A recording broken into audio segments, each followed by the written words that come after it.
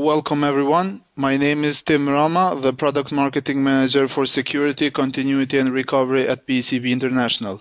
I want to thank you all for attending the PECB webinar on the topic why risk can only be minimized and not eliminated. So in other words, we will elaborate more what is going to be talked about the ISO standard on ISO 27005. As you may be already informed, PECB is organizing weekly webinars in different topics. Every Wednesday, we will organize webinars in information security, business continuity, and disaster recovery. So for all of you who are interested in these areas, stay up to date with PECB, since Wednesday is going to be the Security, Continuity, and Recovery Day. Today, this webinar is going to be presented by the PECB partner, Mr. Peter Davis, the principal of Peter Davis and Associates, with many years of experience in continuity, information security, and disaster recovery.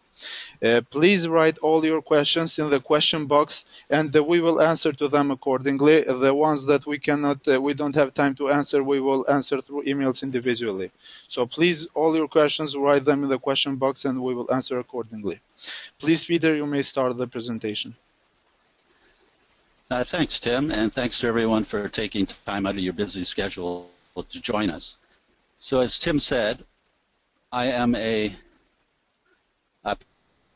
Peter Davis & Associates is an authorized training organization, and I am an authorized accredited trainer. Primarily I do, for PECB, I do 27,001, 20,000, 27,005, and 31,000.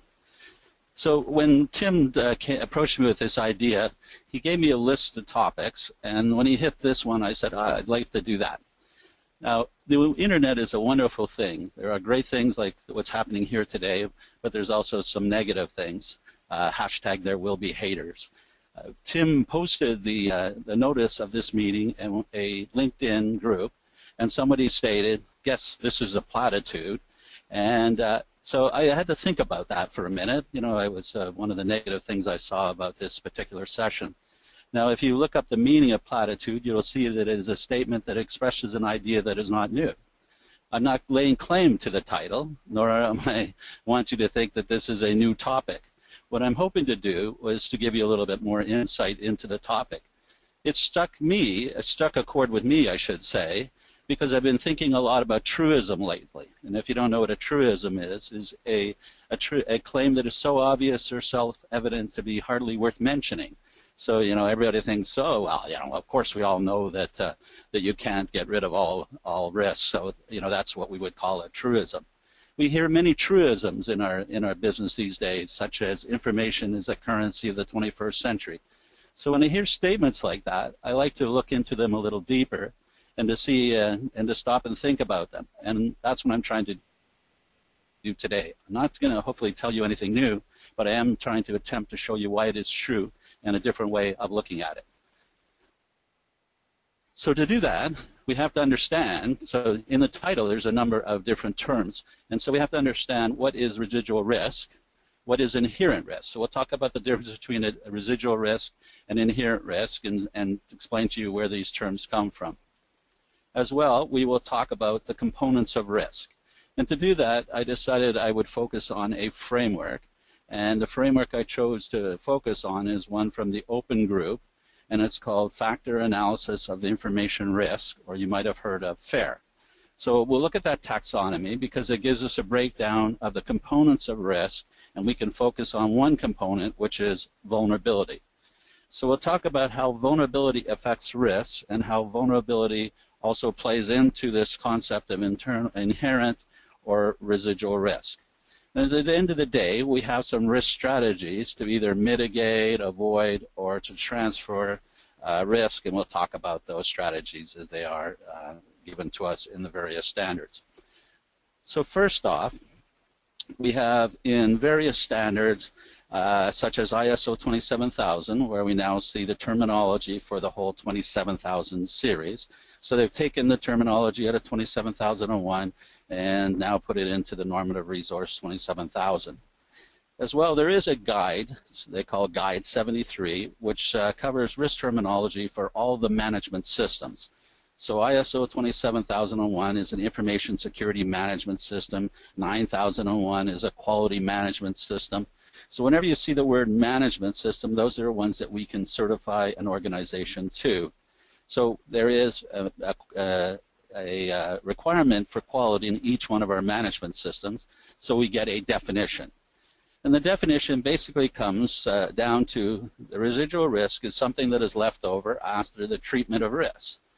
So in ISO 27001 and ISO 27005, we get information about what is risk treatment. We see requirements for a risk treatment process, and we see requirements for a risk treatment plan, and we get this concept of a residual risk. But nowhere in the standard does anyone define what inherent risk is or the risk that we start with. So there had to be something there, because we're talking about we have something left over, which is the definition of residual, and we have some of the risk that was treated by controls, but we must have had something up front that we had to deal with. But it's not specified in either ISO 27000 or Guide 73. But we can look to COSO. So some of you may or may not be familiar with COSO. So COSO started out as the Treadway Commission, and the reason it was called the Treadway Commission was that James Treadway was the chair of this group. The group is, as it says on this page, the Committee of Sponsoring Organizations. There were 5 sponsoring organizations who focused primarily on auditing and accounting. So these professional organizations decided that they wanted to get out ahead of the government. There have been major catastrophes such as Adelphia, Enron, and others, and these accounting and auditing organizations thought that they better get out and self-manage themselves, or the government was going to come along and do it for them. So one of the things that they focused on was the development of an internal control framework. And this internal control framework identified the components of internal control. After that, they went on to develop something called their ERM, the Enterprise Risk Management Framework.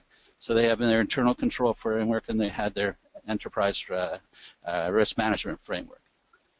As part of this, they defined inherent risk. And COSO defines inherent risk as a risk to an entity in the absence of any actions management might take to alter either the risk likelihood or impact. So we can focus on the impact, or we can focus on the likelihood, and if we reduce either of those, then we will reduce the overall risk for a particular organization. So you see in this slide we have an example where the inherent risk is mitigated by payment cards, policies, and procedures. So if we had nothing like PCI DSS in place, then people would be on their own to decide how to protect their payment cards and the information along with those payment cards. So there is a requirement now that we have to have policies and procedures. After we put some of these controls in place, there is still a level of risk, the residual, the remaining risk, that remains after management has a risk treatment plan in place to deal with the particular risk.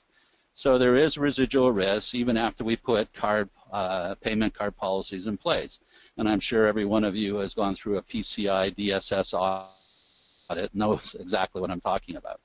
But applying this concept is trickier than it might seem at first glance. Some entities interpret inherent risk to be level of risk assuming responses currently in place fail. So we have some things in place and they fail. And the residual risk to be the level of risk assuming existing responses operating according to design. So we have some responses in place and they fail, that's residual risk. Other entities interpret inherent risk to be the current level of risk assuming existing responses operate according to design, and residual to be the estimated risk after responses under consideration are put into place. So there's 2 different approaches. The first approach is focused more on control effectiveness, and the second approach focuses more on evaluating risk response plans. There is no right or wrong answer, and either approach might be useful, depending upon the purpose of your assessment and the nature of the risk being considered. This also brings into play the temporal aspects of risk, meaning that it depends where we are at a point in time, how we should look at risk. And again, this is probably something we could talk about in another session. So in order to get going, let's start with the formula and work backwards. So I gave you a formula to start out with. The first thing we need to do, is to define risk. And again, there's all sorts of definitions about what is risk, and every standard has a different definition of it. But I like to give an example that I saw when I did my FAIR training, and it's one that Jack Jones used, if you know Jack Jones. He says, picture in your mind a bald car tire. So we have a tire that is so bald that you can hardly tell that there's ever been any tread on the tire. And then I ask the class, if I'm doing this in person, I say, how much risk is there? Is it high, medium, or low? So we'll use some sort of ordinal scale of high, medium, or low. And people will say, oh, medium, high, low, whatever. And I say, okay, now keep that in mind. And now picture that bald tire is tied to a rope hanging from a tree branch. And then I ask them, how much is there risk? How much risk is there now? And generally I get people to say, well, there's more risk, because before we just had a bald tire, now it's hanging from a tree. Then I say, okay, well, imagine that the rope that tied the tire to the tree is frayed about halfway through, just below where it's tied to the tree branch. And so you can picture that in your mind. We have a tire hanging from a rope that's hanging from a tree, and it's almost frayed all the way through. And I ask, how much risk is there? And generally people say, well, we think there's a little bit more.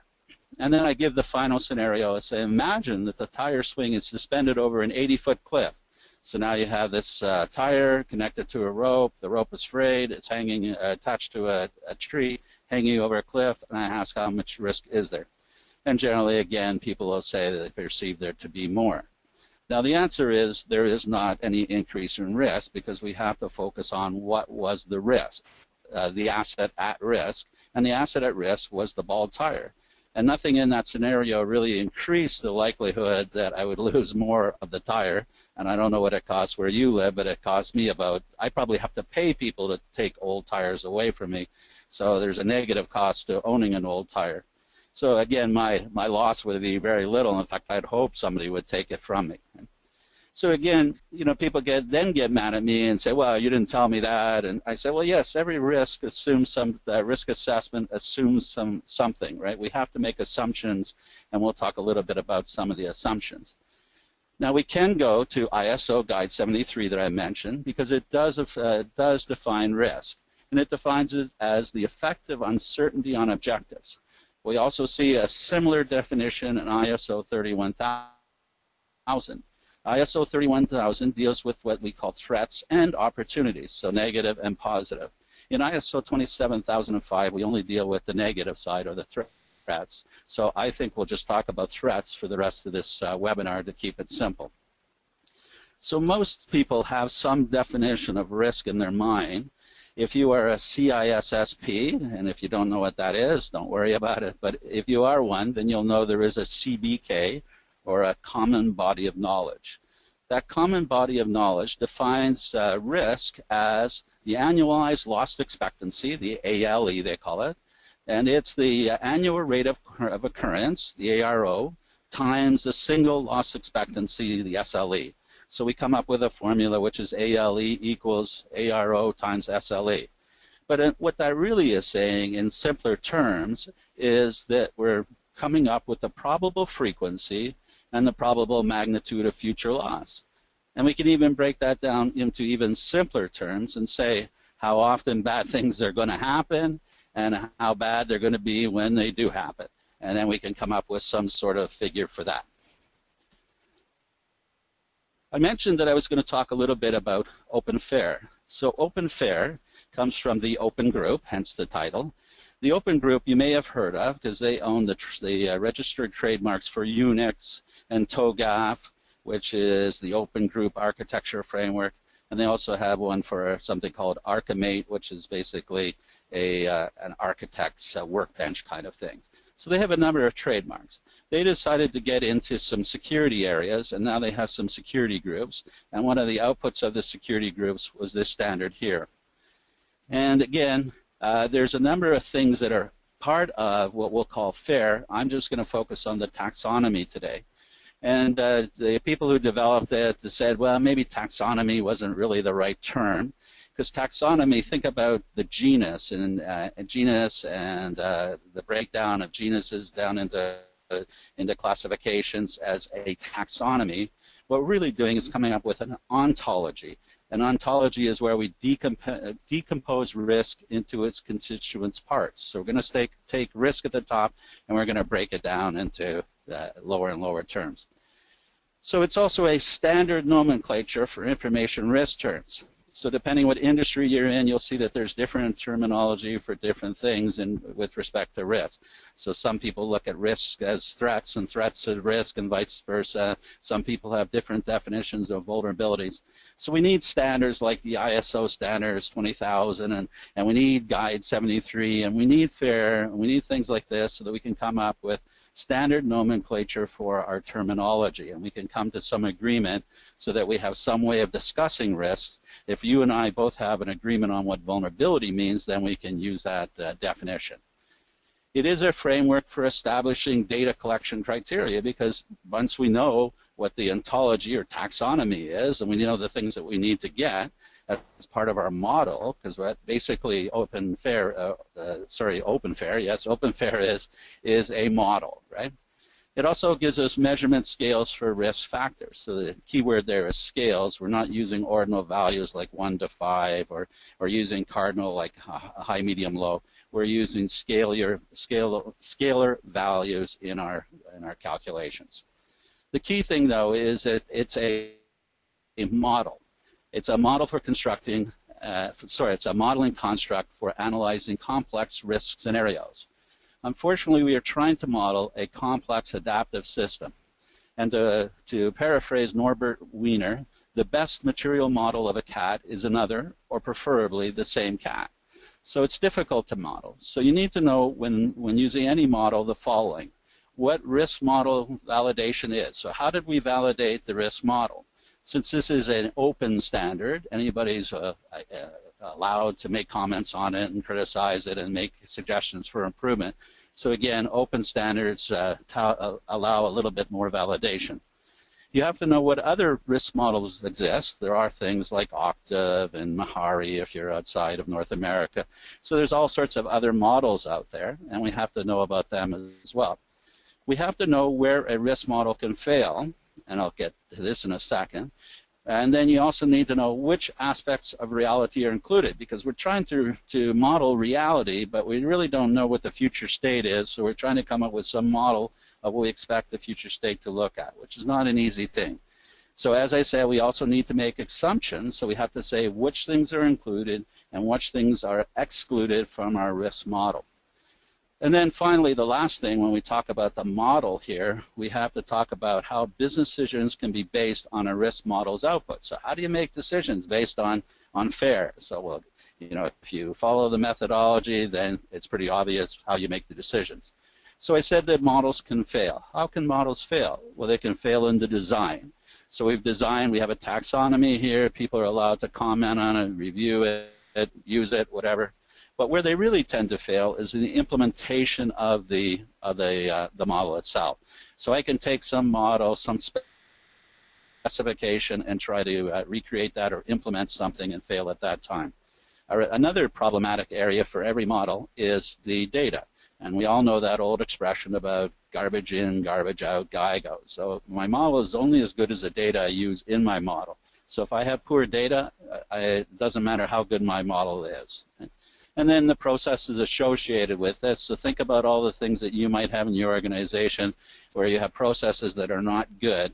So I could have a risk assessment process that is not good and I don't follow it or I'm not trained on it and we get poor results. And then whether you use it or not. So I have a model and it's there for you to use. If you don't use it, it doesn't make much difference how good it is. Now this is a Creative Commons attribution, so you can make comments on it. So let's look at how FAIR defines risk. So at the very top, we have risk. Now there, as I said a few slides back, where the risk is defined as loss frequency and as a function of loss magnitude as well. So it's basically a function of loss frequency and loss magnitude. But we can decompose both of these a little bit further. So on the left, we see the probable loss event frequency, and on the right, we see the probable loss magnitude. Breaking down loss frequency, we come up with something called the threat event frequency and vulnerability. And we're going to look at these two in a little bit more detail. As well, we have our loss magnitude, which breaks down into the primary loss and the secondary loss as well. So now we have defined at a very high level what is risk.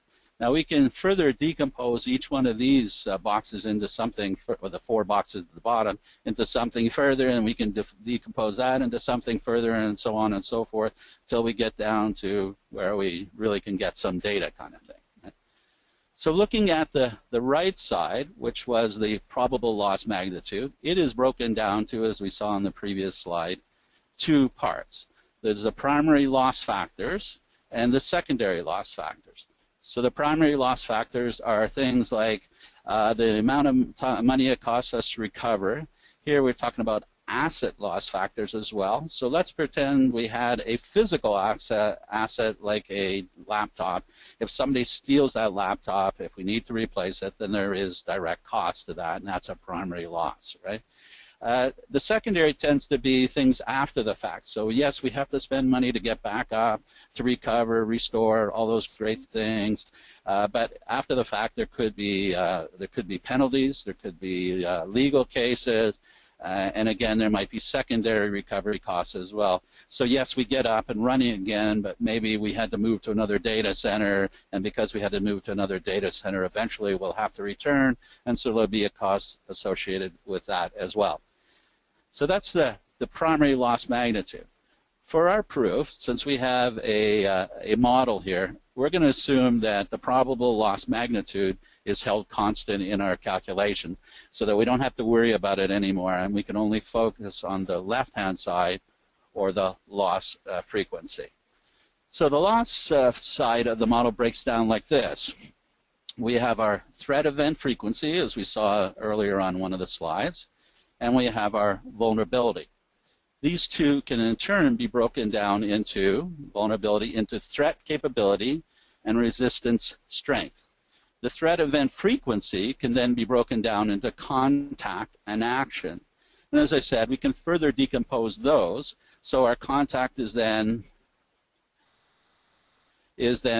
how often do they have contact with the asset at risk? And it could be random access, so maybe they're just scanning your system and find a hole and they try to penetrate it.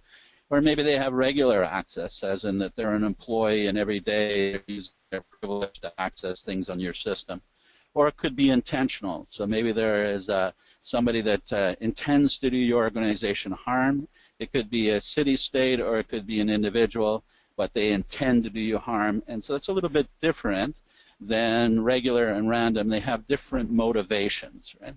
And then you got to think about the action itself. Now there has to be some value to the asset. I mean, if they can go out and acquire it in a different manner for less money, that's what they're going to do. And that sort of touches on this concept of level of effort. I mean, how much is it going to cost me to do this? And again, maybe it's I'm just poking you from afar and seeing if you have any weaknesses, and if so, I'm exploiting it. But if I decide it's intentional and I'm going after you, then I have to decide what's the level of risk or effort, the level of effort that I want to expend on going after you. And then the final one is the risk. So many, many years ago when I was a system programmer, I was doing a conversion of a financial system from one system to a new financial system. And I knew that during the conversion there were some problems, and that I had the opportunity, if I so chose, to maybe run away with $25 million. But there was some risk associated with doing that, and the risk was that I might end up in jail. And at that time, since I was a young person, I thought that I didn't want to spend the next 20 years in jail. It just wasn't worth it. Right? So again, we have to look at contact and action to come up with the threat event frequency. How often will it happen? As I said, we have our capability. So capability comes down to the skills of the threat agent or actor, if you prefer, and the resources they may have at hand. So again, generally we think about resources, we think about money. So how much money are they willing to spend, or how much money do they have to spend on this? And then it comes down to the resistance strength. Right? So we're going to focus on the right-hand side. And again, this concept of vulnerability, when you look in the dictionary, vulnerability is defined as the propensity to loss of control. So really that's what we have. We've lost control because our threat capability is greater than our resistance strength. Another synonym for resistance in some cases is resilience. which is the effectiveness and depth of defenses once control is lost, right? So if we have no resistance, how badly are we going to be attacked, kind of thing. So again, one of the things that we'll talk about right here in this slide, and we'll come back and hit many times, it is important to note that we cannot remove all threats. So there's many different threats out there, and that our controls are not 100% effective. So in most cases, our controls might be 99% effective or 98% effective, but they cannot be 100% effective, and we'll talk about that in a few slides. So Guide 73, again, the ISO Guide 73, gives us a definition of vulnerability which we can parse. So the first thing was we're talking about intrinsic properties.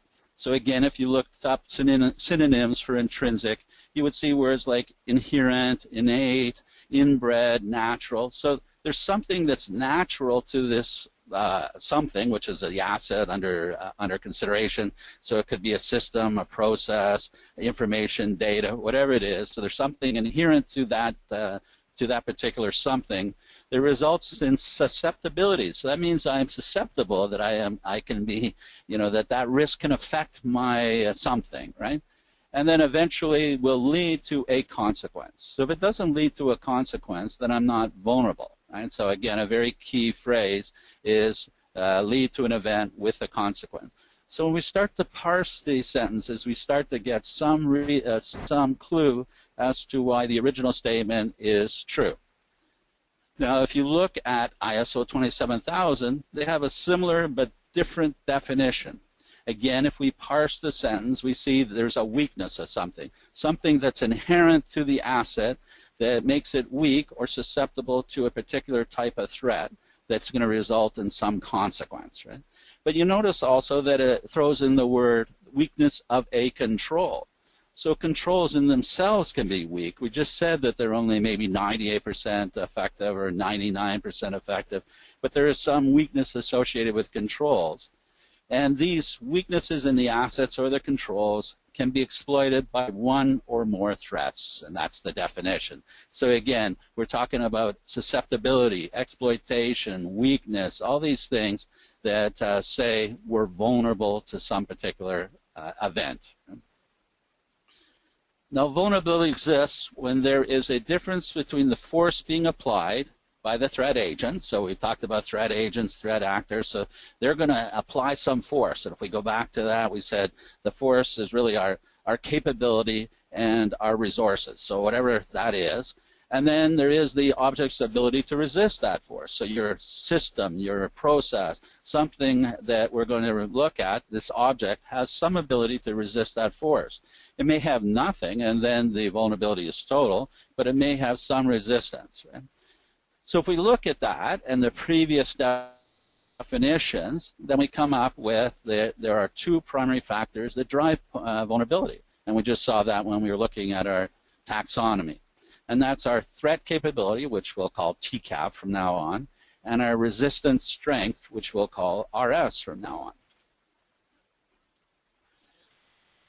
So our threat capability is defined in the taxonomy as the probable level. So now all of a sudden we get this word probable. Whenever you see the word probable in any standard, that means that there's some uncertainty associated with it. So now we're going to have to give a range. So we're going to say, well, how probable is it this threat's going to attack us? Well, it could be anywhere from likely to very unlikely and somewhere in between. But also when we're looking at threat agents or threat actors, we have to look at that capability, as we said on a few slides earlier.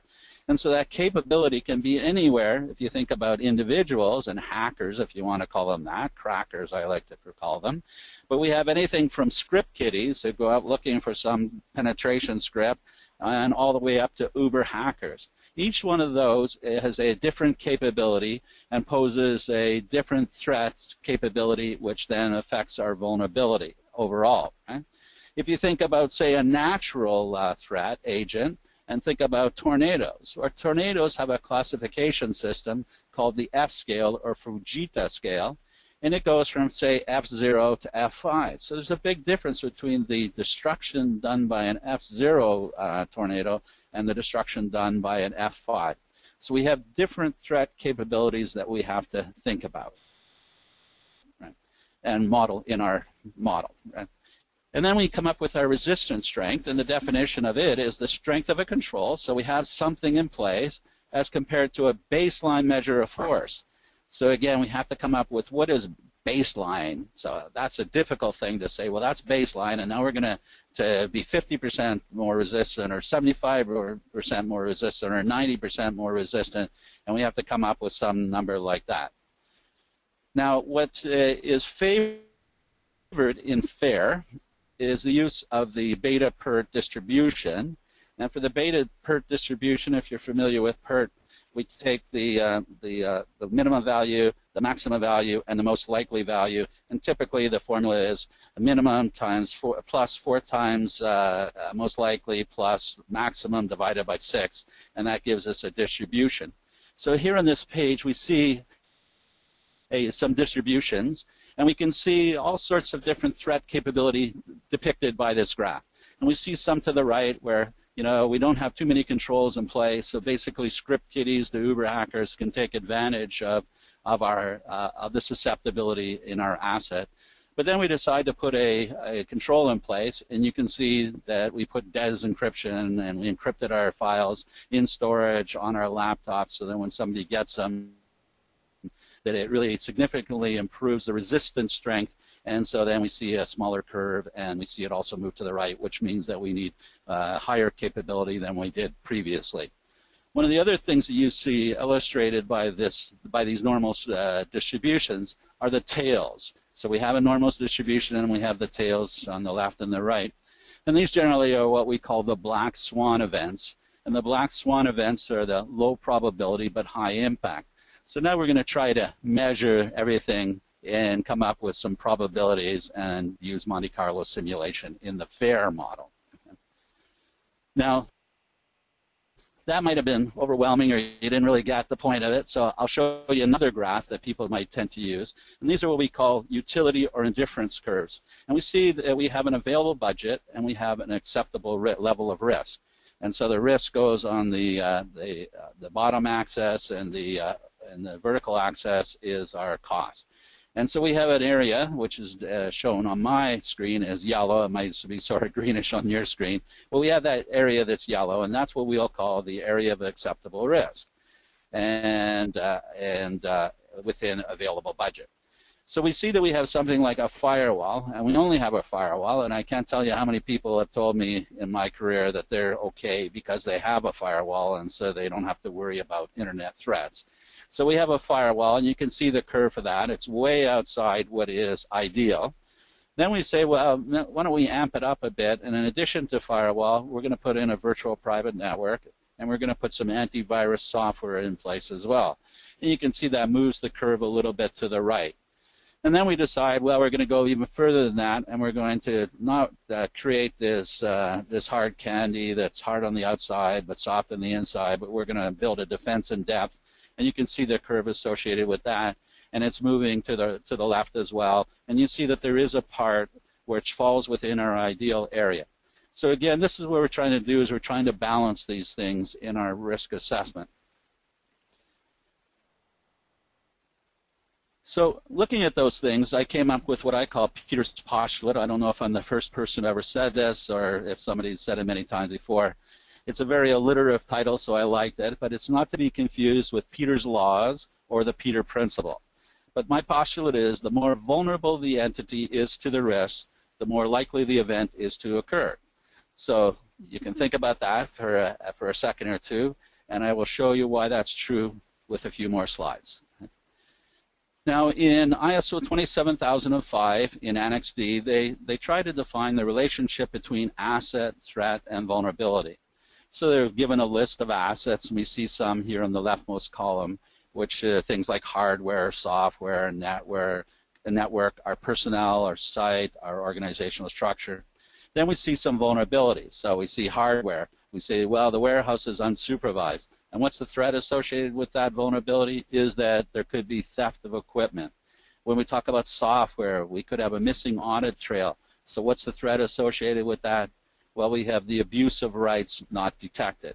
So again, You can create charts like this in your organization, but they are available in Annex D of ISO 27005. So in addition to showing the relationship between asset, threat, and vulnerability, in Annex C, we see that they also then map it to the consequences as well.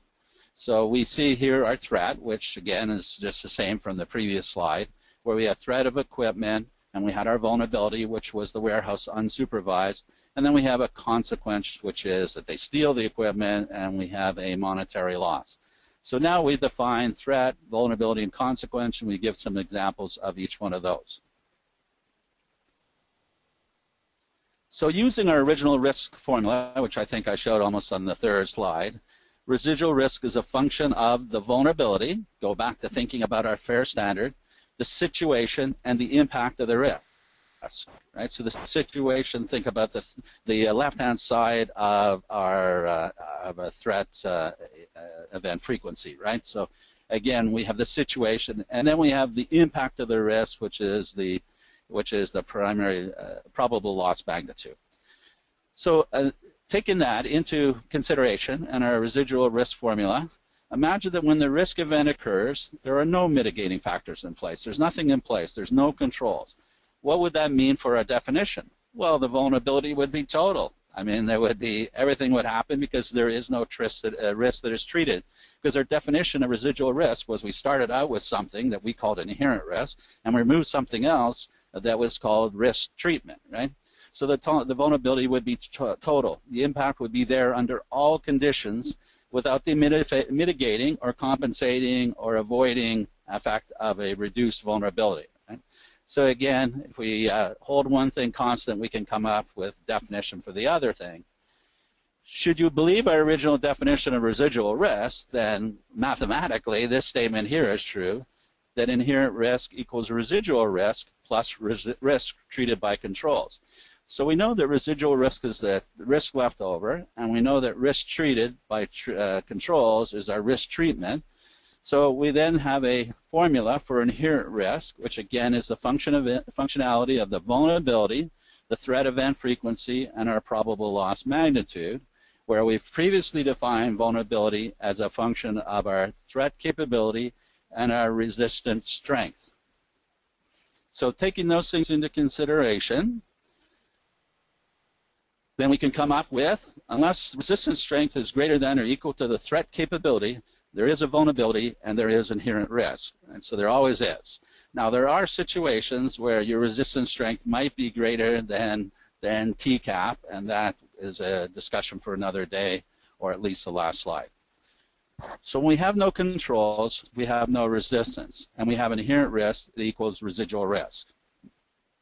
So we do have some controls that we could put in place, right? So let's look at what is available to us in ISO 27005. In Clause 9, we have 4 risk strategies. Some people call them risk options. So we can do risk reduction. Risk reduction, as you all know, is introducing, removing, or altering controls so that residual risk can be reassessed as being acceptable. So we're going to try to drive it down. Remember we said at one point that we could either focus on the impact or on the threat itself. So we can either drive down the impact or you can drive down the threat, do either one of those, and we can maybe get it to an acceptable level. Now at some point when we get it to an acceptable level, remember we always have something left over. We have risk remaining. Then management might decide to accept the actual level of risk, right? So at some point they can say, well, it's within our risk tolerance and we'll accept it. Now a very popular thing, especially these days, and it may become a requirement, is insurance. And specifically I'm talking about cybersecurity insurance becoming very popular, and you see all sorts of organizations rolling this out to make available for organizations. So risk or insurance is just applied risk management. It is one way that we can transfer risk to somebody else. So again, Clause 9.4, we talk about avoidance. The only way we can avoid it is to stop doing it, really, right? Or to break it down into more manageable chunks that may allow us to reduce the risk to an acceptable level.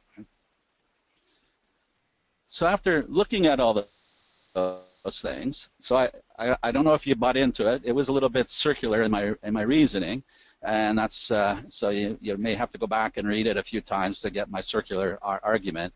But the autological argument is that controls have inherent risks themselves. We saw that in the definition from ISO 27000 where they said the weakness in the control. So again, we have some weakness that we're trying to control. Now, I also have been studying Six Sigma for a long time, and I like some of the concepts in there. But one of the things I really like is this concept about why can't we have 0 defects per million opportunities instead of 3.4 as being ideal? And the reason people will give is that shift happens, right? Things happen. There's things like the principle of entropy and other things that come into play. And again, one of the things we also have to take into consideration, not only the controls have an inherent risk themselves, because they're not perfect. We'll talk about, say we have 2 complementary controls that are both 99% effective. Most of the times when I ask a class, what does that mean with respect to an overall system, people will tell me that it's 99% effective, and I'll say, no, it's 99 times 99, which means roughly 96% effective, or that it will fail 4 times out of 100. So again, we have to understand the concept of probability and relative risk and absolute risk and all these different terms, right? And again, way up front, when I started to talk about FAIR, I talked about the model itself. So I don't care if you use FAIR or whatever model you use. Say you're going to use some qualitative methodology such as that in the Australian Standard 4360. That in itself is a model, and there are weaknesses in that model. But there is a risk associated with your risk model. And there's also a risk that you did not use good data. I mean, that's a big risk in most organizations, that we don't have good data, or you use too much data, which is also a risk in a lot of organizations, or that you make errors when calculating. So it's easy to make errors in calculating. I guess it's pretty simple if I'm using a quasi-quantitative methodology, and all I have to do is multiply 3 times 3 to come up with 9. But sometimes people will take 3 times 3 and add them instead and come up with 6. So again, there is always some risk remaining. It could be because we have this inherent risk at the very beginning, or it could be because controls have inherent risk associated with them, and it could be that just shift happens in your organization. So let's sum it up, what we've talked about. Again, just as an example, most accidents in the home begin or happen in the bathtub. I was staying one time in the Gymkhana Club in Lahore, Pakistan. I don't know if any of you know it, and I took a shower, and wouldn't you know, I started to slip. So when I started to slip, I grabbed out and hooked on to the shower fixture, and as I'm falling, I'm pulling the shower fixture, and I pulled the shower fixture right out of the wall, and water spewing all over the place. Now, I can avoid this risk ever happening again, which means that I stop taking showers. But in that event, I no longer have a safety risk, but I now have a reputational risk, as in people will say, Peter never takes a shower kind of thing. You don't really want to hang around with them. So let's focus on the original risk and the safety risk. Now, we can put controls in place to mitigate the risk. We can put a handle to assist us getting in and out of the tub. We can put decals on the non-slip decals on the bottom of the tub. We can put mats on the bottom of the tub. We can put a walk-in tub so I don't have to climb over the lip of the tub. I can just sort of open up a little door, walk in. In California one time, it's the only place I've ever seen it, but I saw a sign that said, "Warning, tub may be slippery when wet. Take caution." So again, you know, there's all sorts of different controls we can put in place. But does that remove the risk? Does that mean I will no longer fall? Well, absolutely not. But the likelihood of my falling has been reduced. So there still is a risk that I could slip in the bathtub. So can residual risk be greater than inherent risk? Absolutely. But this is a topic for you to think about. So yes, I started out with a platitude, but things become a platitude or truism for a reason. And hopefully you have a little more insight into that reason than you did less than an hour ago. I thank you for your attention. And Tim, I am willing to take any questions if we may have any. Thank you, Peter. Thank you very much for this great presentation and informative. We have some questions. I will read out loud to you and maybe you can answer.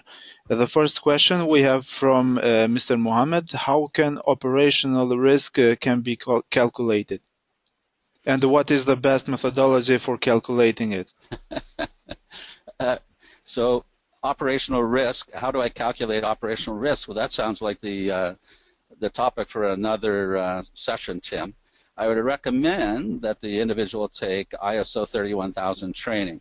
I'm not trying to avoid it, but the question is like, very loaded and there's lots of nuances without knowing the exact situation.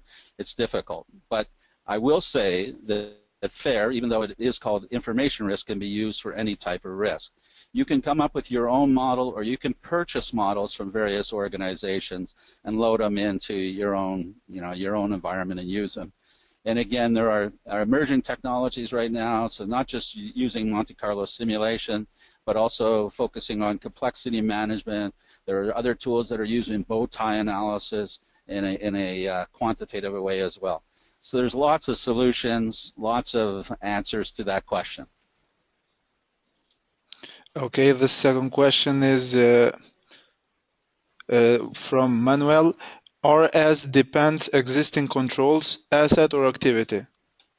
Could you repeat the first part, Tim? I missed the first part there. Yes, it's RS, the letters RS. Depends yes. Okay. Existing controls, assets or activity?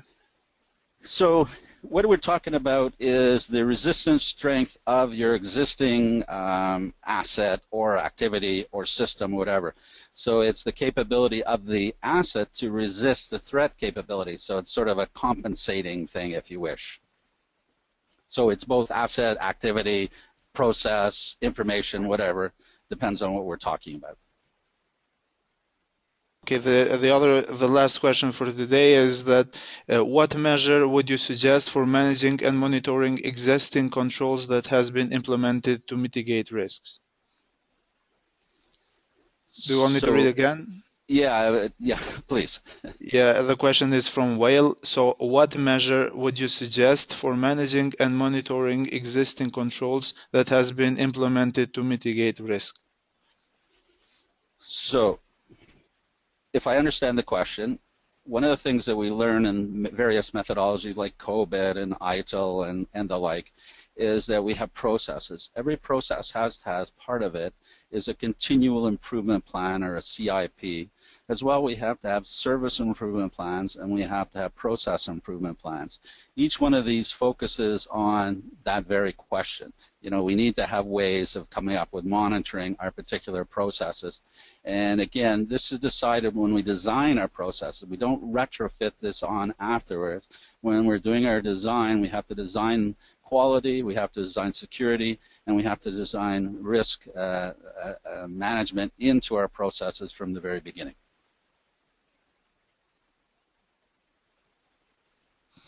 Okay, we have many other questions, but because we're limited on time, we cannot answer the questions now, but we have all your questions registered and we will answer to them individually through email.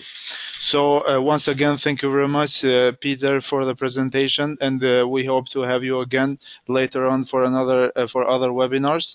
And thank you very much for everyone who attended this webinar. I hope you enjoyed. Please check PECB's webinar schedule in our website and our official social media networks, since the upcoming weeks and upcoming webinars will be on different interesting topics which might be helpful to all you. Thanks once again.